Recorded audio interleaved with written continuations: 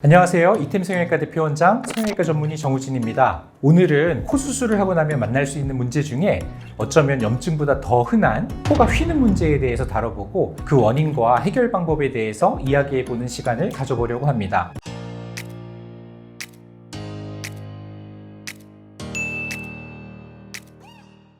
우선 코 수술 후 코가 휘었다면 콧대 아니면 코끝이겠죠. 이 중 콧대가 휜 것은 대부분 보형물이 휜 것입니다. 수술을 할 때 보형물을 잘못 넣어서 휘는 경우도 있겠지만 수술을 어느 정도 시간이 지나서 휜 것이라면 코 자체하고 보형물하고 딱 맞지 않아서 보형물이 이동하거나 돌아가거나 한 경우가 가장 많아요. 물론 외부에서 충격을 받아서 보형물이 삐뚤어지는 경우도 심심치 않게 볼 수 있습니다. 보통 수술 전에 매부리였던 코들이 이렇게 보형물이 돌아가는 경우가 많은데 매부리의 처리가 충분하지 않거나 실리콘의 카빙이 적당하지 않으면 이런 문제가 생기기 쉽습니다. 해결책은 재수술해야죠 뭐. 근데 수술 시 잘못된 것이라면 센터에 보형물을 위치시키고 고정을 이렇게 여러 번 이렇게 시키면 생각보다 휘는 일이 별로 없습니다. 코랑 보형물이 안 맞아서 그런 거라면 이렇게 센터에다 다시 넣고 실로 이렇게 고정을 해놔도 다시 휘는 경우가 아주 많습니다. 바닥을 제대로 처리를 해줘야 됩니다. 특히 매부리 코가 있었거나 뼈가 이렇게 골절이 있었거나 해서 울퉁불퉁했던 분들은 더 주의를 기울여서 수술을 해야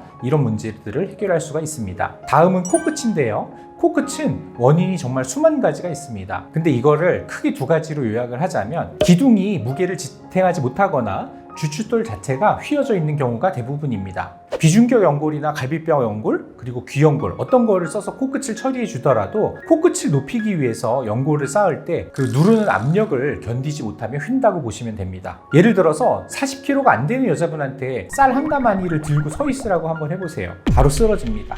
똑같은 거예요. 그럼 어떻게 하죠? 넘어지지 않을 정도로 튼튼하게 기둥을 보강해주면 되는 거죠. 그래서 비중격, 갈비뼈 연골 등등등 이런 재료를 쓰는 건데 강하다고 또 무조건 제일 좋은 건 또 아니에요. 오해하지는 않으셔야 되는데 강한 게 만약에 제일 좋은 거라면 우리가 쇠붙이를 사용하면 가장 좋겠지만 잘못하면 이렇게 너무 강한 거는 뚫고 나옵니다. 모든 거는 이제 케이스 바이 케이스고 환자마다 최적의 조합을 찾아주는 거를 귀찮아하지 않는 선생님을 찾아보셔야 합니다. 또 하나는 비중격의 끝쪽이 심하게 휘어져 있는 상태에서 이곳을 베이스로 비중격 연장술을 시행한 경우입니다. 첫 단추가 잘못 끼워진 경우이죠. 이때는 그 휘어진 비중격을 잘라내거나 아니면 칼집을 내서 다시 휘지 않게 부목을 대고 이걸 고정해 준 다음에 다시 수술하는 조금 복잡한 과정을 거치게 되는데 이것은 이제 저희 성형외과 의사들의 영역이니까 이게 궁금하시면 구글에서 Caudal Septal Deviation 이라고 검색해 보세요. 그러면은 거기에 설명이 자세히 나와 있습니다.